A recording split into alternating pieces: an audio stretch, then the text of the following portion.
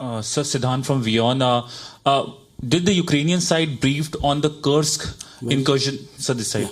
Did the Ukrainian side briefed on the Kursk incursion? And my second question is, PM paid his homage tributes to the victims, the children who died in the war. The Prime Minister also mentioned this to President Putin 2 months ago in Moscow. So what was the message in terms of Prime Minister paying his homage to the children? Please. Thank you for the question. Minister Nick Beak from BBC News. You talked about Prime Minister Modi's visit to Moscow last month, and a lot of people here were very upset to see that embrace between the two leaders. Also, they were quite upset to see India overtake China in terms of the biggest importer of Russian crude oil. And also, they say they're disappointed that there hasn't been an explicit condemnation of the full-scale invasion of Ukraine. So, in light of that, I'm just wondering whether you had difficulty today persuading President Zelensky that India is not favouring Russia, but is indeed pursuing a policy of non-alignment. And secondly, because of that meeting in Russia last month, I think Prime Minister Modi is probably the most significant, influential world leader to have spoken to both sides recently. What personal role could he play in some sort of pursuit of peace? Thank you.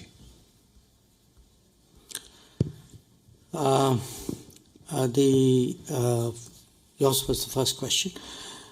In terms of the peace in Ukraine summit, look, it was discussed at some length because much of what President Zelensky said revolved around, not everything, but a significant part of it.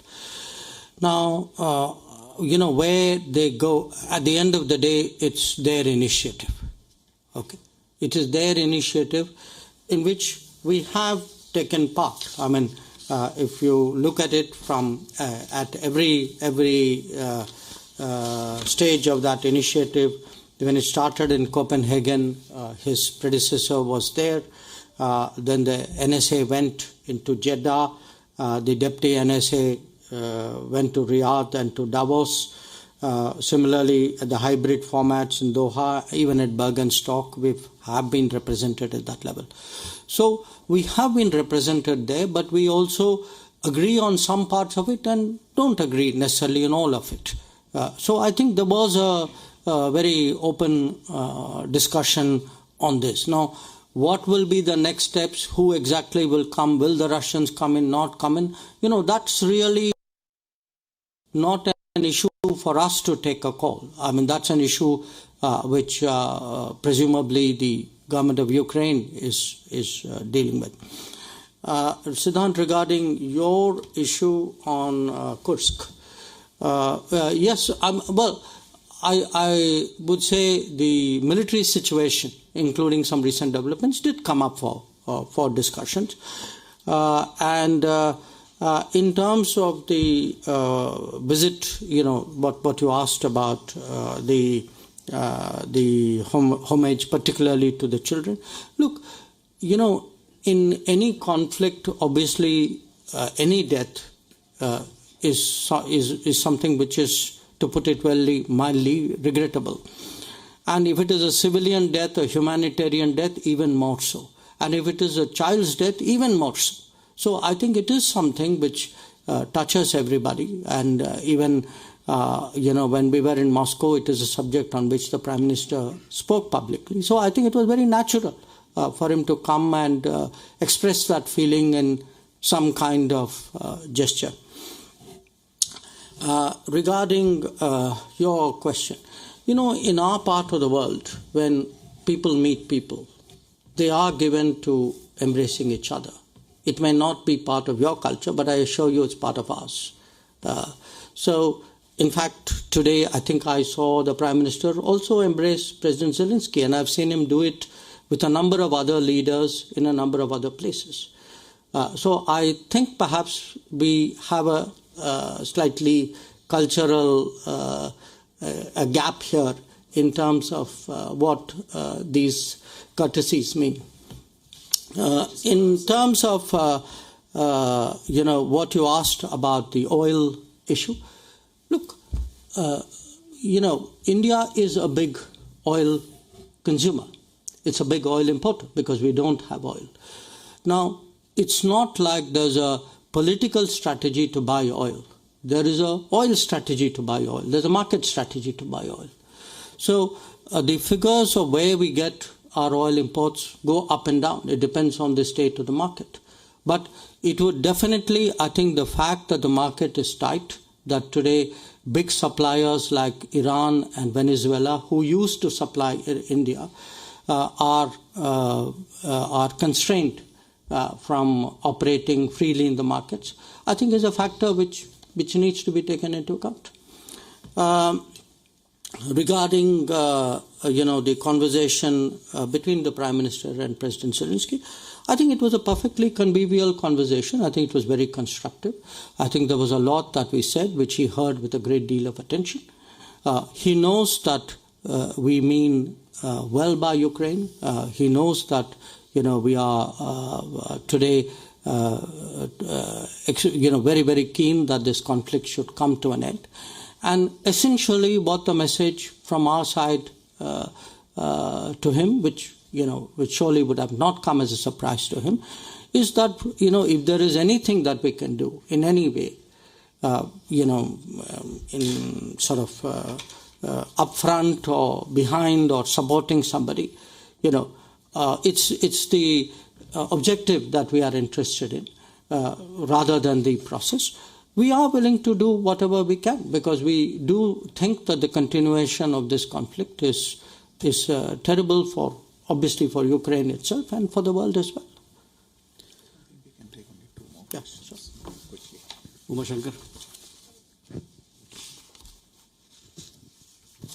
विदेश मंत्री जी, आपने बताया कि 32 साल बाद राजनयिक रिश्ते के बाद प्रधानमंत्री पहली बार यहाँ पे भारत के आए.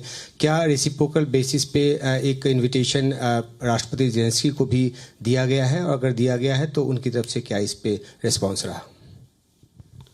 Can I have a question here? Last. Thank you. The peace formula proposed by the Ukrainian president has already mentioned today, and I want to ask you how interested is India in participating in the implementation of this formula, and if yes, which of the 10 points of this formula would India be ready to support? And I have one more question. I want to ask you, what is India's position on the application of international sanctions against Russia, and under what conditions India would join a broad sanctions regime or some part of it? Thank you. Just wanted to join the last question, if you don't mind, because I think you're being a bit unfair. There's somebody behind you who hasn't asked a question. With that, please. Good afternoon, sir. My name is Ashok from ANI. I have a question that Prime Minister Modi's visit to Ukraine has sent us positive sign to the world, including India. Will this is the favorable time for the Indian students to return Ukraine for their study?